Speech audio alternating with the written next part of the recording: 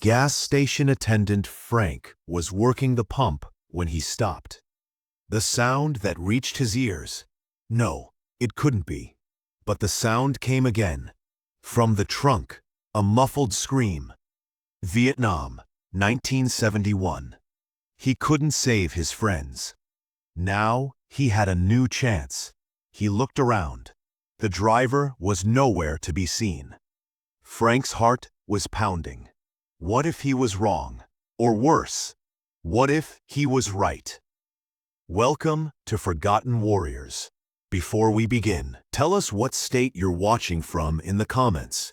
And if you believe past mistakes can be fixed, subscribe. Because some soldiers come back from war, but war never leaves them. Texas, small town. Old gas station on Highway 83. Frank's Station. Open 24 hours. Usually quiet, especially at night. Frank Williams was 72 years old. Been running this station for 20 years. Before that, people didn't ask. Frank didn't tell. Vietnam was too heavy for some stories. The town loved Frank. Always smiling, always helpful. Car breaks down. Frank fixes it. No money? Frank waits. Good man, they'd say. Only sometimes. Sometimes his eyes would drift far away, and his hands would shake. That night started like any other. Frank was on night shift. Country music on the radio, coffee maker humming. Normal night. It was late. Not many cars on the road. Then he saw the headlights. Black sedan.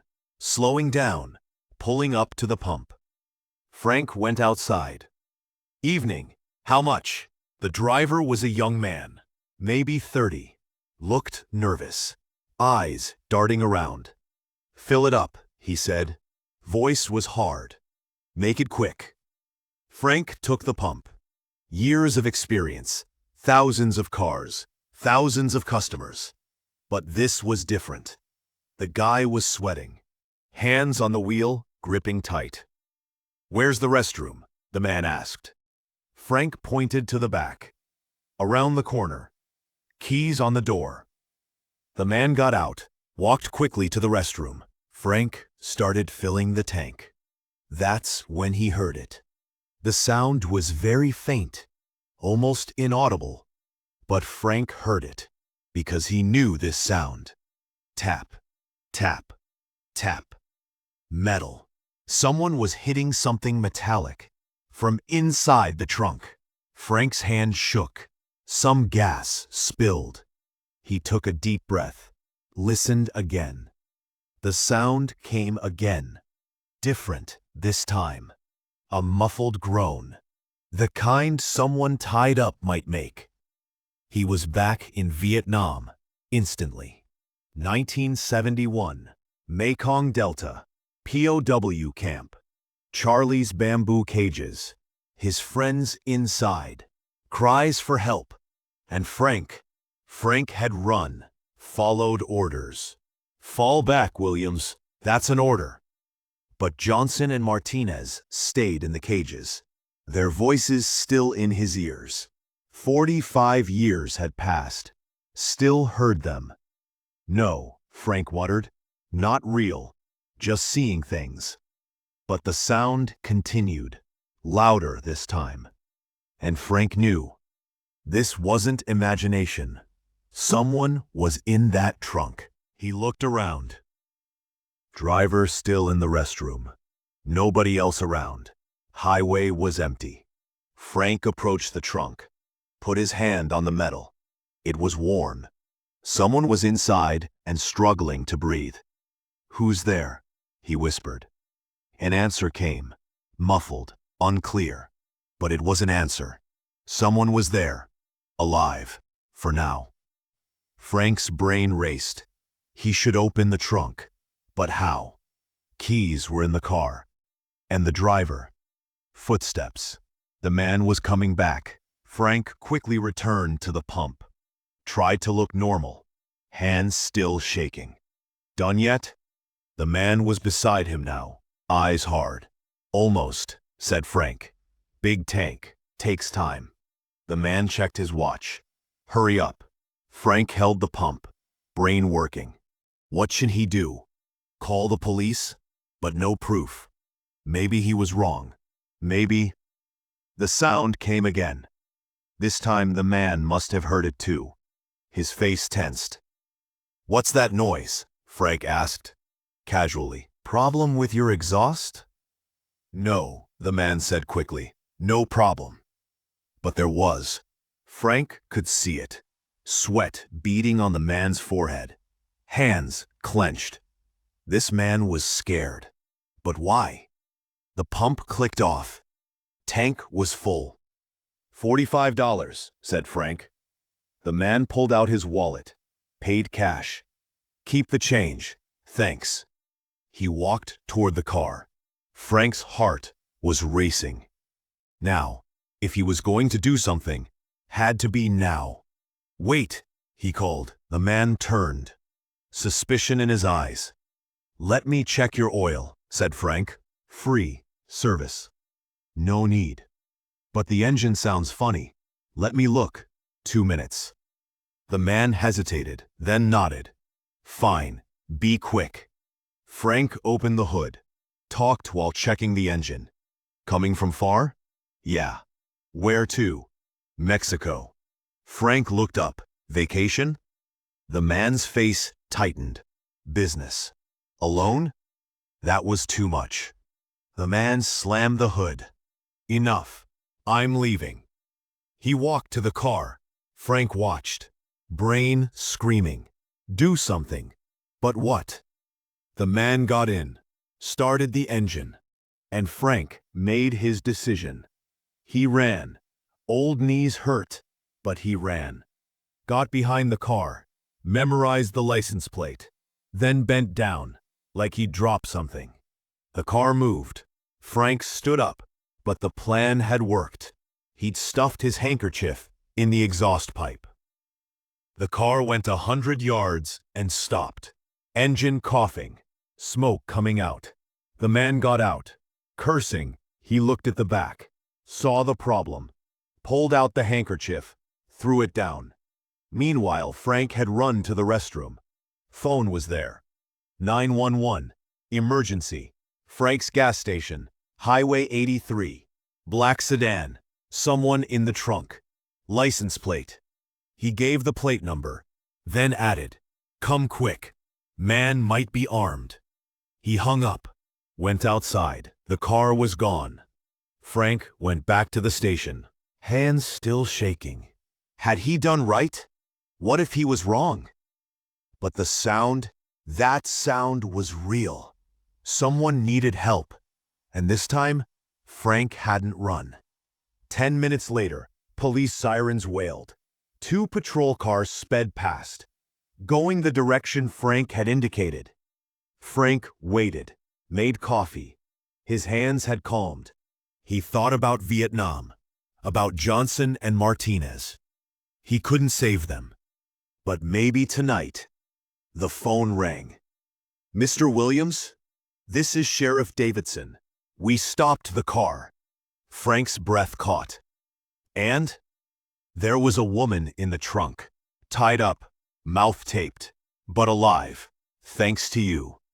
Frank's knees shook. He sank into a chair. Who is she? Jessica Martinez, 24 years old, kidnapped last night.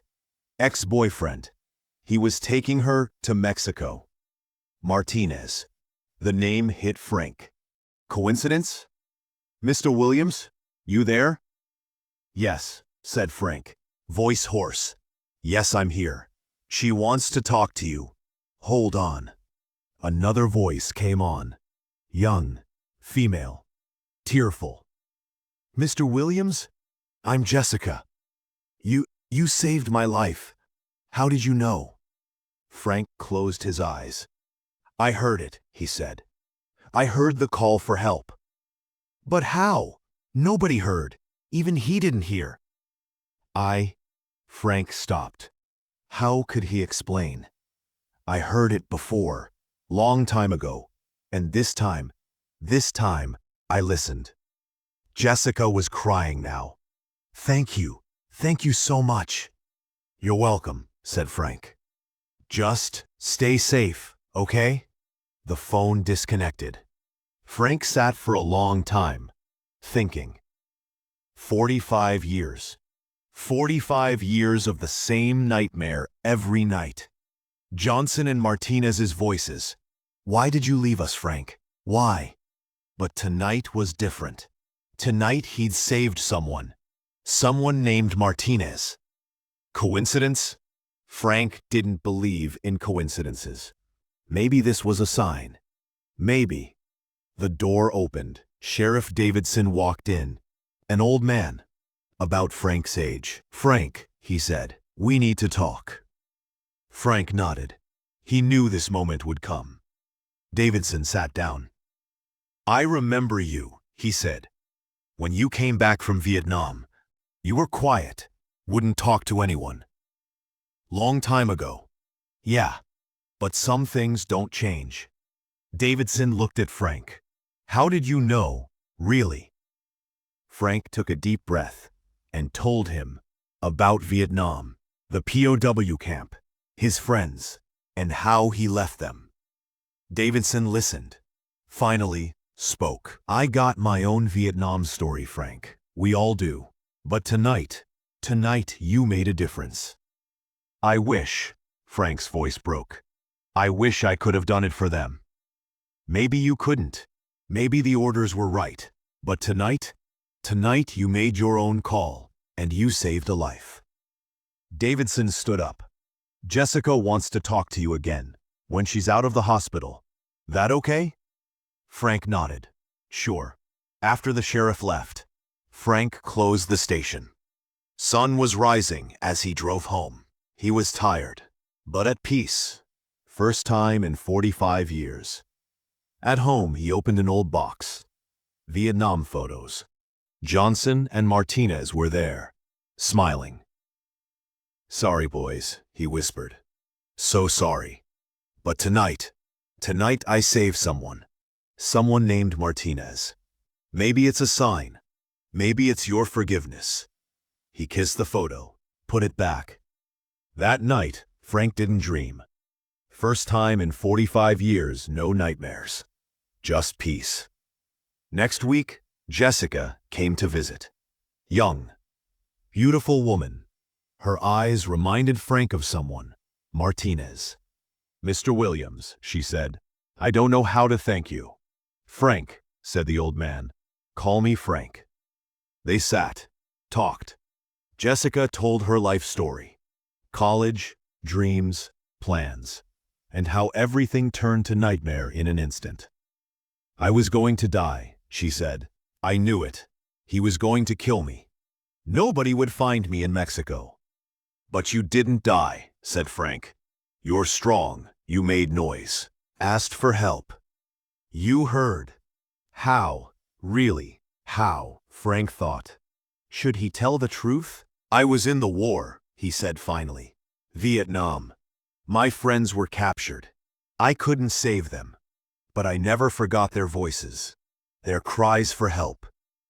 Jessica's eyes filled. I'm sorry. Me too. Sorry every day.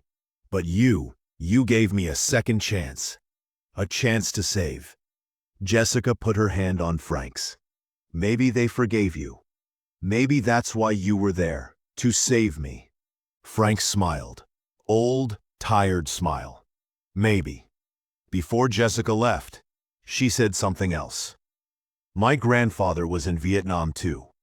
Never talked about it, but I know. He lost friends too. What was his name? Roberto Martinez. Frank froze. Couldn't be. But Jessica continued. He escaped from a POW camp, thanks to a friend. Johnson was his name. Grandpa always talked about him. Without Johnson, I'd be dead, he'd say. Frank's eyes filled. Johnson. Johnson. Is Johnson. Your grandfather. voice shaking. Is he alive? No, passed 5 years ago. But Jessica searched her purse, pulled out a photo. This is his war photo. Maybe you know them. Frank looked at the photo. 3 soldiers, Johnson, Martinez, and himself. That's me, he whispered. That's us. Jessica was surprised. You? But Grandpa said their third friend. Followed orders, fell back. Frank's voice was broken. I fell back. Left them. No, said Jessica. No, he didn't say that. He said Williams did the right thing. Got help. Without him, Johnson and I would have died. Frank looked up. What? You got help. Grandpa always told the story. Without Williams, nobody would have found us, he'd say. 45 years. 45 years Frank had blamed himself. Thought he'd run. But I went to get help. But I thought it was too late. They told me they found Johnson dead. He was in the hospital a week, but he made it. Both of you, thanks to Williams, Grandpa would say. Frank was crying now. The old man, tough soldier, was crying. 45 years of guilt, 45 years of pain, melting away. Jessica was crying too. They hugged, like grandfather and granddaughter. Maybe, said Jessica, maybe it's not coincidence. Maybe Grandpa sent me to you, to say thank you. Frank laughed while crying. Martinez, always the joker. This would be his kind of joke. After that day, Frank changed. His back was straighter, his smile more genuine. The nightmares were gone. Jessica visited often, would tell stories about her grandfather. Frank told war stories too, real stories, good stories. One day Jessica came with a surprise. She was pregnant. It's a boy, she said. Already named him. What? Frank Johnson Martinez. Jessica smiled. 3 heroes' names. Frank's eyes filled again, but this time tears of joy. Life makes strange circles sometimes. Frank couldn't save his friends, but he'd saved their legacy. And maybe most important, he'd saved himself. The gas station is still there. Frank still works. But he doesn't just sell gas anymore. He sells hope, second chances. And every night, when a black car comes, Frank listens. Really listens. Because he knows every sound is a story. Every cry is a chance. A chance to save. A chance for redemption. A chance to live.